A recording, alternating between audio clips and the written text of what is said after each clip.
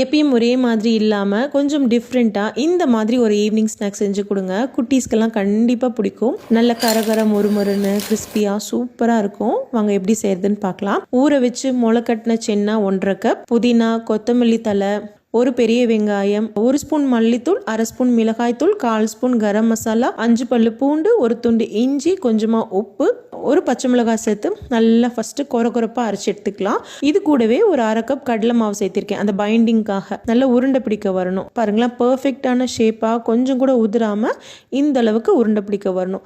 Suppose வரல அப்படின்னா 1 ஸ்பூனோ ஒரு 2 ஸ்பூனோ தண்ணி சேர்த்துனா போதும். அதிகமாக சேர்த்த வேண்டாம்.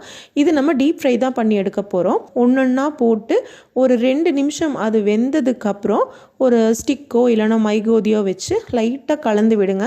கொஞ்சம் கூட அது பிரிஞ்சு போகல. பர்ஃபெக்டான மெஷர்மெண்ட். இதே மெஷர்மெண்ட்டில் செஞ்சிங்கன்னா இதே மாதிரியே வரும். 2 பக்கம் நல்ல மொறுன்னு பொரிச்சு எடுத்ததுக்கப்புறம் சுட சுட சர்வ் பண்ணி பாருங்கள். மேலே நல்ல கிறிஸ்பியாக, உள்ள நல்லா சாஃப்டாக, நல்ல புதினா ஃப்ளேவரோட தேவாமிர்தமாக இருக்கும். கண்டிப்பாக ட்ரை பண்ணி பாருங்கள். தேங்க்யூ. இன்க்ரீடியன்ஸோட லிஸ்ட்டெல்லாம் மேலே கொடுத்துருக்கேன், செக் பண்ணி பார்த்துக்கோங்க.